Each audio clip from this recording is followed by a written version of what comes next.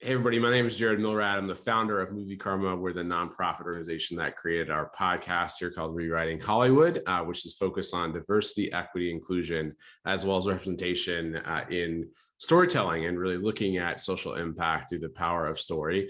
Today, we have a couple special guests joining us for the new Netflix series called Dead End Paranormal Park, which is premiering on June 16th. It's based on a beloved horror comedy graphic novel, a series of novels called Dead End. And we have the showrunner, the executive producer joining us today, Hamish Steele, who is a London-based comic creator and animation director. We also have Zach, who is a transgender actor originally from the suburbs of Chicago. Zach got his start when being featured in Spider-Man Far From Home and is one of the lead actors in the new animated series Dead End Paranormal Park. So Zach and Hamish, really excited to have you on the show. Thank you so much for joining us. Hi. Hey, good. So thanks again. Let's get started here. Lots to cover, but before we dive into the show and your work here, which is really neat, Hamish, let's talk a little bit to you first. Can you tell us a little bit just about your background? And you've created some really incredible work to date, graphic novels, this series, obviously. Tell us a little bit about just your background and how did you find your way to creating this project?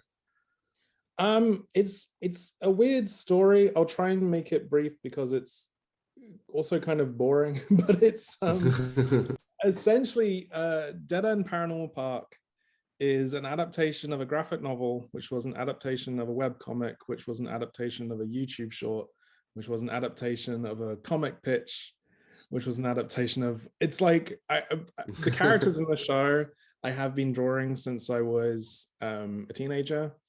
And then around about 2012, a YouTube channel called Cartoon Hangover was looking for pictures. So I sent them a few comics and made a storyboard with them. And that became the Dead End short / pilot.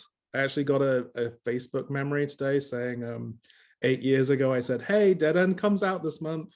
And I'm like, here we are again, 8 years later.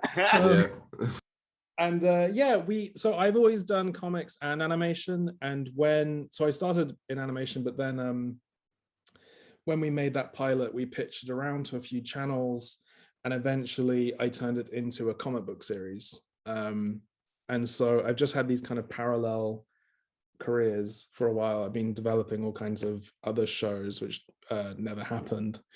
And yeah, there just was an aligning of the planets around 2018, 2019, when I got to be in a room with Netflix, and they'd seen the original pilots and they said, did anything come of that? And I kind of slid the graphic novel across the table. And it just was seemingly exactly what they were looking for. So yeah, I'm just a comic boy. I'd never know how to like explain what my job is, especially to like family members. My dad still thinks it's just like coloring in, which to be fair is a large part of the job. It's not too far off. Yeah, that's really neat. So a bunch of winding growths. It's been adaptations, not too uncommon in the industry, but that's really cool that you've seen all the way through. Zach, tell us a little bit, if you would, a bit about your background. Saw you're from the Chicago area originally. You also understand gave a TED talk called "What Is Your Origin Story," which talked about your connection to comics and mental health, and some very relevant stuff. Just tell us a little bit about your journey. Yeah, I came out to LA, I guess, study music industry. I have Jewish bubby parents who work in the medical field, so it was very like, I'm gonna do something legitimate. Here I go, getting a degree that's sort of business. And my roommate was like, I know you really like performing. There's this open call you should go to, and it was for some NBC show. And I went and I met this manager who works with trans people, and sort of one thing led to another, and I would nag her on email. Like, I just didn't know much about the industry, but I knew you had to be persistent. So I was like, hey, remember me? And at the time, she didn't really have any clients like me. So it was great because anytime there was sort of a trans masculine role, I was in the room. But it took a second, and yeah, and then one day, right time, right place, was like sort of like I gotta give it my all, and so it was really a stumbling into sort of situation. Uh, Mhm. I sometimes rue that my parents aren't entertainment people. So similar to Hamish, my parents don't understand it. Even my maybe this is an overshare, but even my therapist, when the trailer came out, was like, "Oh, this is real," and I was like, "Yes." Yeah. Just Thank thought that you you all. were Thank you all for making it hurting up. me. They're Yeah. Yeah. proud of So me, but it's still I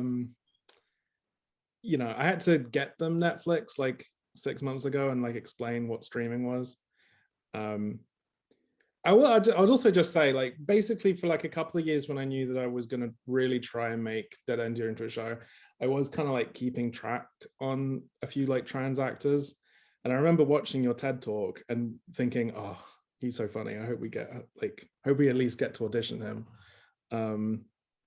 So that's definitely part of the origin story, converging. I went to see Spider-Man. I saw you. There you go. Hey, so um there's interests. yeah. There's interest going on in both ends there. Um, Zach, what about your connection to kind of comics and graphic novels? And, was this a world, sounds like that was interesting to you? And so you were also kind of paying attention on that side? Yeah,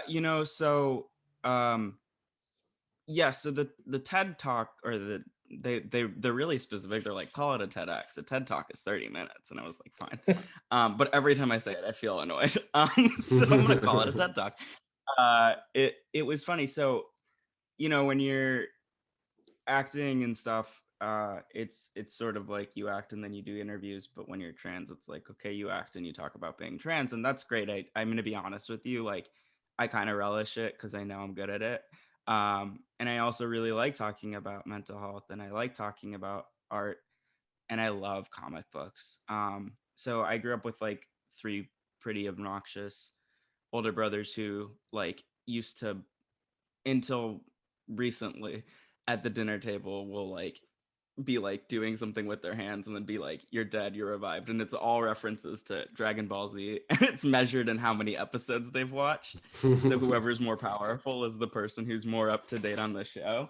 um so that's just how media was consumed in my household, and I felt very lost by a lot of the comics they liked, because they really liked Green Lantern, which is just about the most uh chaotic extended universe, and it's lovely, but I couldn't follow it. So it was, finding comics that I liked felt really important to me and interesting, because um it was like, fine, it was like almost like the inherited culture of a thing that like these my brothers who I kind of looked up to were into, but like also a really individual thing where I was like, but I'm gonna find what I like.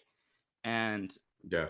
and then they just spoke to me, and it's all about genre fiction. It's uh the symbolism of queerness in a lot of it, the as often as talked about the X-Men, like it was just sort of seeing myself without seeing myself. So that's the TLDR, I guess. Really neat. And so definitely connections on both sides, which I think is cool. I want to talk a little bit about the series, and some of the themes here, which is also really, really interesting. We follow Barney and Norma, as well as Pugsley, the magical demon possessed talking dog, and they're sort of balancing their summer jobs at the local theme park, haunted house, and they're also sort of battling these supernatural forces. Hamish, can you talk a little about just the story? Like, what should folks know about this that maybe intrigued you as you were developing it, and what are some of the themes or things that we could look forward to when we check it out when it comes out? Well, I do think the kind of the representation and the trans storyline gets a lot of the press focus, which I totally understand. I do know it's like a really big deal, and I don't take that lightly. But I hope people who watch it are also just like into like a really funny, spooky adventure show. Part of the kind of ethos behind Barney being the main character was like any man can be the everyman. Like he's essentially the straight man, quote unquote, of the show. Like he's the audience surrogate, and I hope everyone can kind of relate to his storyline of feeling like kind of not understood by his parents and going off and being independent. The actual like elevator pitch for the show is like teens working in a haunted theme park for their summer job. It gets complicated pretty quickly, and one thing we really like proud of the show is it was really fun to make something kind of bingeable, and every episode has these kind of big cliffhangers, and the version of Barney and Norma in the last episode are not the same ones from the first episode. They really like go on these outer and inner journeys, shall we say. And I think, I mean, this is going to sound very like, press talk, but I do think there's something in there for everyone. And I don't want people to think, it is a comedy, it is spooky, it is emotional, it's romantic, it's got songs. And I just treated it like, what if, like, it's my chance to make a show. I want to put everything I want into it. So I'm a huge fan of horror, and I'm a huge fan of the stuff I watched as a kid, things like Goosebumps and anything that was scary, I was drawn to. So yeah, that's what we wanted to make. Yeah, that's really neat. No, it's cool. It's not just one element. Obviously, to your point, it's engaging, and I had to just check it out in many ways. I want to throw you, Zach, around. Talk a little bit about Barney, your character, and who has blue hair, is like queer trans teen. Also just very relatable, I think, to anyone, to Hamish's point, and it's kind of just fun to watch. What was your process of developing the character as you were diving into it? Well, so there's the other day I was working out, and the guy I work out with goes, "Did they draw the character to look like you?" And I was like, "No, we just have a lot in common." And it's funny, there's a picture of me on my Instagram with like my like ears gauged still at the time, and my hair was blue, and I was like, "Yeah, it does."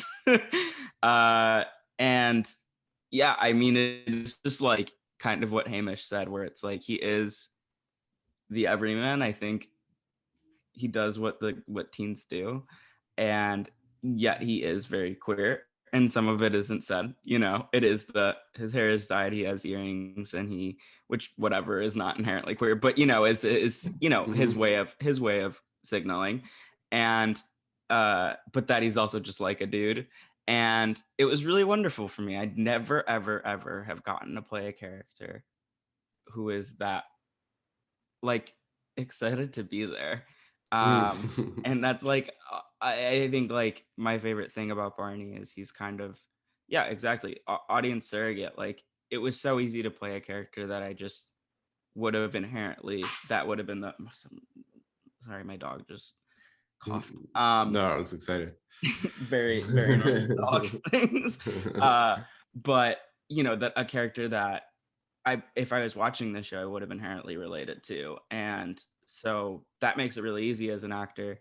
And then simultaneously, yeah, him kind of hitting these nuances of queerness. So it was cool. It was really a really rad balance of this character is deeply queer and this character is everybody. And that is like a dream role. So that was neat. That was really cool.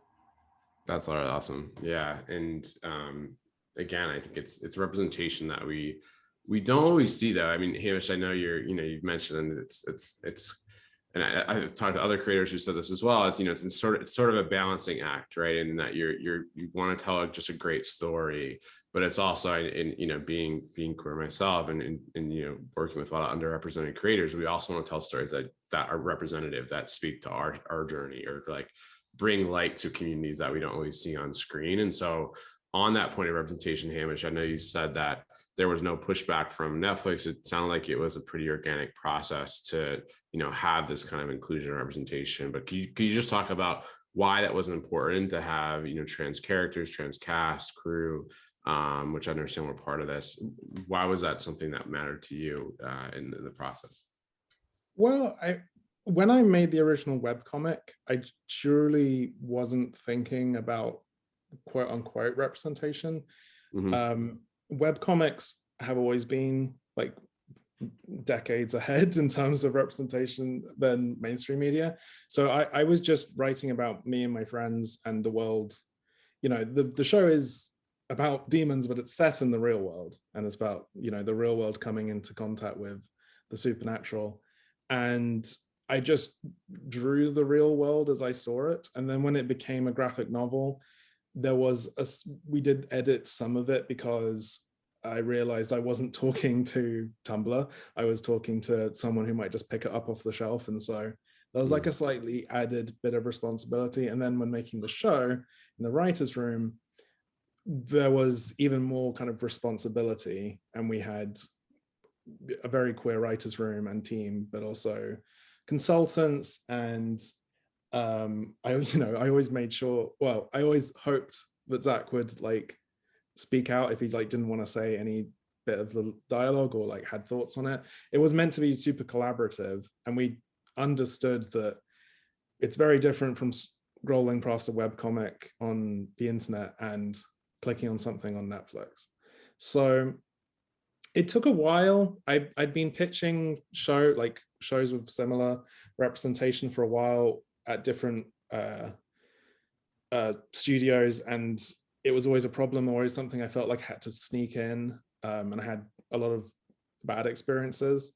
And I did bring that into the start of production on Dead India. There was a moment when one of the Netflix execs had to ask if like, is Hamish comfortable talking about the like LGBT stuff? Because every time we mention it, he changes the subject. And it was just that like survivor's instinct. But when we kind of understood that now we could tell the full story, and it did help that there was a book, definitely, something that we had proven it works. I guess not to get too heavy, but like I do think so much of the kind of rise in transphobia you're seeing is based on a lot of fear of the unknown, or a lot of moral panicking and things where just lies. And I feel like one of the elements of responsibility we felt is, Barney's the main character. He's not a side character who appears for an episode to like teach the audience a lesson. He's the main character, and we see the whole story from his point of view. And I felt like if we could just maybe convince one person, again, this is like a kid's show, so we felt like a lot of people might be watching with their parents. If we convince like maybe one person who like feels like they've never met a trans person, that they like have through Barney, and that he's funny and relatable and like a normal person, that was our kind of tactic, I suppose.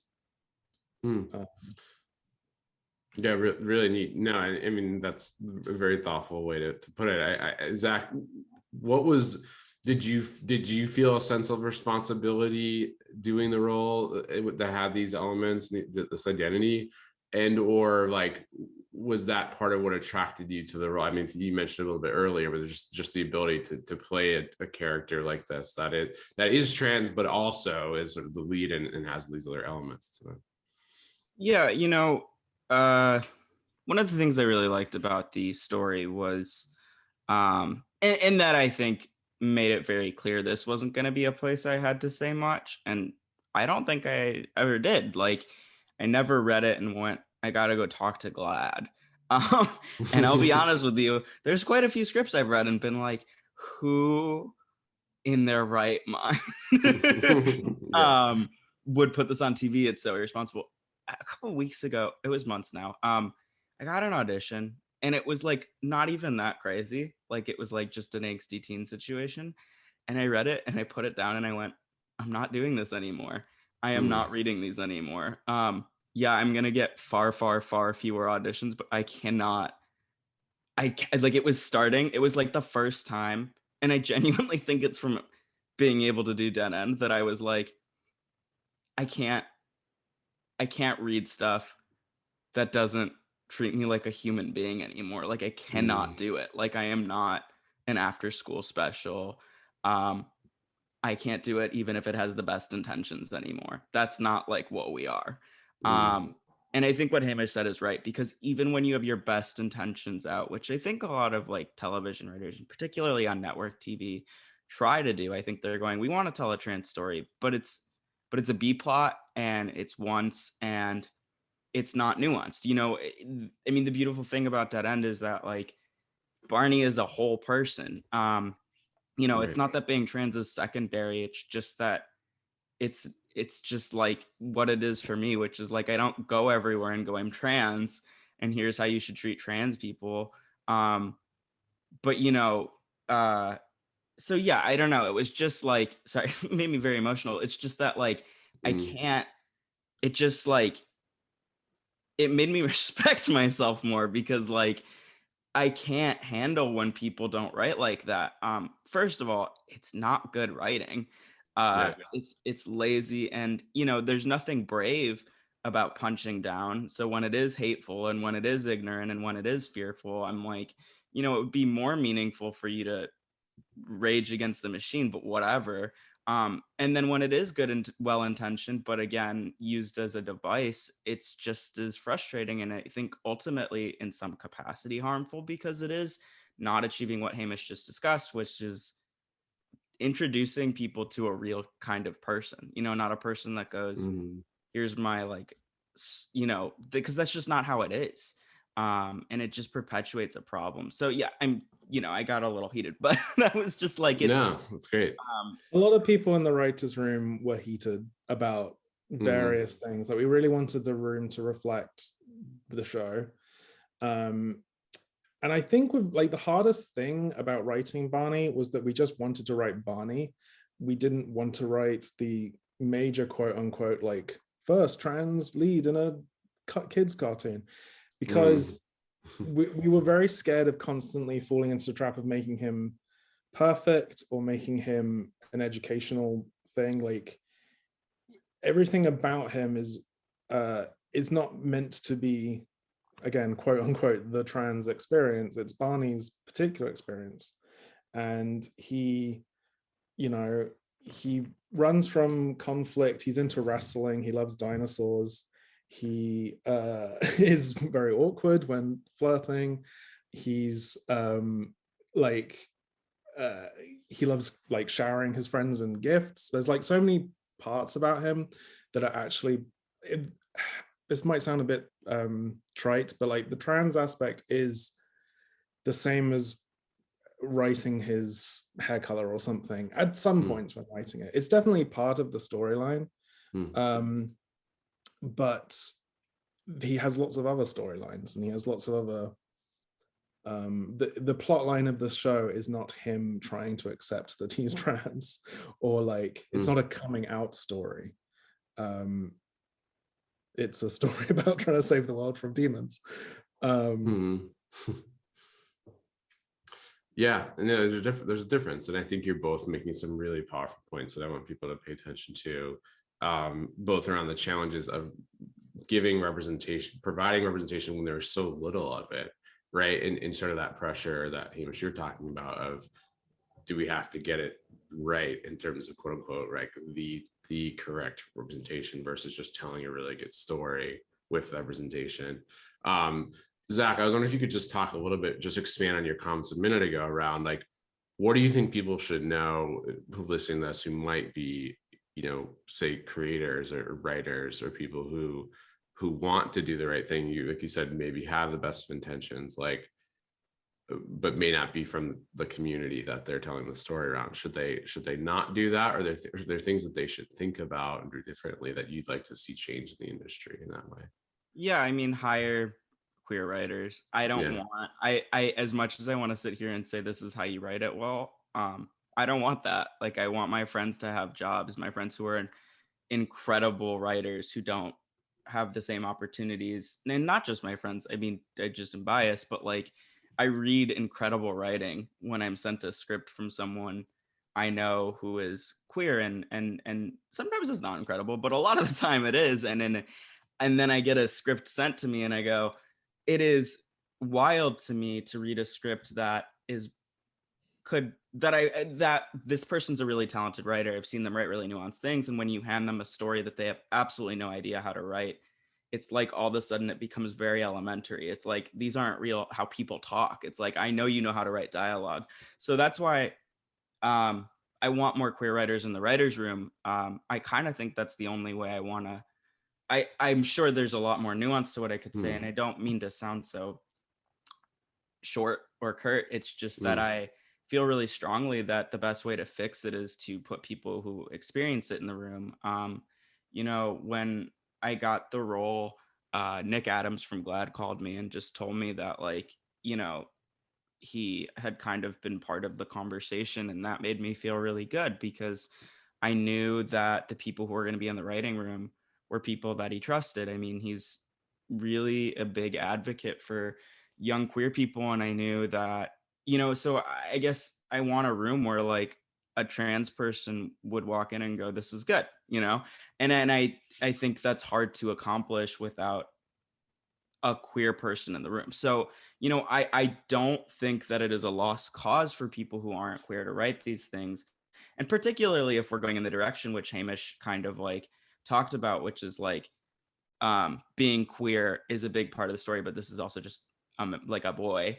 But that on some level, if it's gonna be part of the conversation, or if you're gonna do this effectively, until folks know how to not have the conversations sound like two robots talking, then like it should be the people who know how to write it. You know what I mean? And I think that's sort of where I'm at with it. And that being said, I really do want writing to also just get in a place where the genre fiction of it all can speak for it, and you have characters that are included, and that we don't as an audience default to assuming characters are cis, so that trans folks can play other folks. You know, I think part of the issue is, and people ask me this, they're like, you know, was your character in Spider-Man or X thing trans? And I go, well, I don't like that. I mean, that we all default to being like, if it's not spoken about, then cis. And it's like, but like, who knows, right? Like, because you don't know everybody that's in every single part of a movie. Not everybody's going to go, this is my identity. That's just not how conversations happen. So it's some combination of really wanting folks to start unpacking what they perceive as their standard for folks in stories. And then also wanting writing rooms to reflect the world. So, you know, I don't know, but that was just me. It's a bit of both. Yeah, no, well said. Hamish, I'm gonna give you the last question and the last word here, just around, you know, what is your hope for this series more broadly? I mean, you talked a little bit earlier, which I thought was really powerful, just that even if you have one person watch this, one parent, one family get impacted and see inclusion and representation in a new way, that's impactful. And I think that's so true. But like, do you have a broader hope for where this series could go, in terms of maybe opening other doors for, to Zach's point, queer writers, queer creators? Because I really think it could have that impact. What are your thoughts on that? Yeah, I'd love it to run for 100 seasons and 10 movies. B, I totally agree with Zach. I mean, I don't think on-screen representation kind of means anything unless studios are hiring people and like we're getting some money.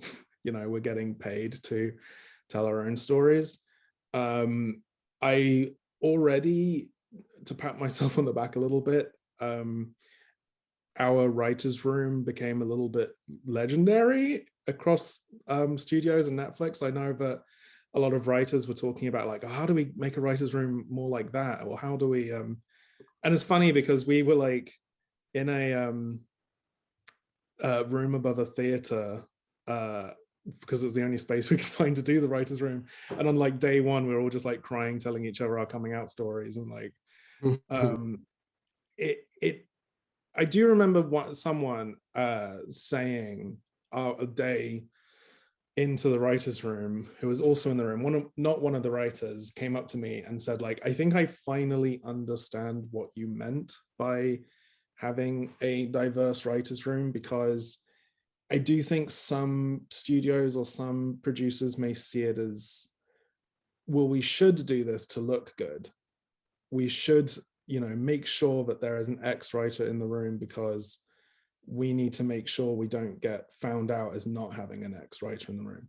That is like not the reason. It's because you don't get to like find these stories unless you're talking to people who are drawing from different experiences of you. And so our writers' room was a real mix of people who had done a bunch of animated shows, but we also wanted to pick writers. We had someone who had mostly written plays, someone who's from like soaps. It's not just like identity diversity, it's kind of diversity in experience and in terms of their career. And totally, I mean, I would Dead End is only possible thanks to other queer showrunners, people like Rebecca Sugar and N.D. Stevenson, and people who like had cleared that path for the show to be it being like, okay, this can happen. And I just hope that this is like, widening the road even more. And the shows which are coming out now were pitched 2 years ago. So the shows that are being pitched now, thanks to shows like this, we might not see necessarily all of the fruits of it until later, but like it's going to be fruitful. And I will just say one thing. I like when we pitched the show, I did think we'd be maybe further along by the time the show came out.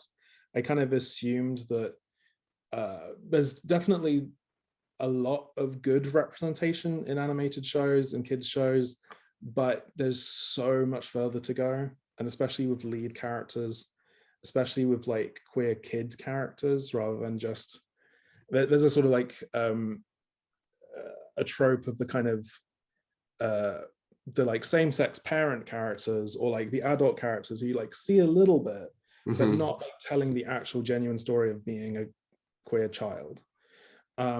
So yeah, so much more to go, and I'm really excited to see where it goes. But I am too. Well said. And thanks to you both for doing this and for being on this show and for all the work ahead. I also just hope it's a hugely successful series, to your point, Hamish, as well. So again, Hamish, Zach, the series is Dead End Paranormal Park. It's premiering June 16th on Netflix. I hope you all will check it out. Thanks to you both again for joining us. Thank you for having us. thank you.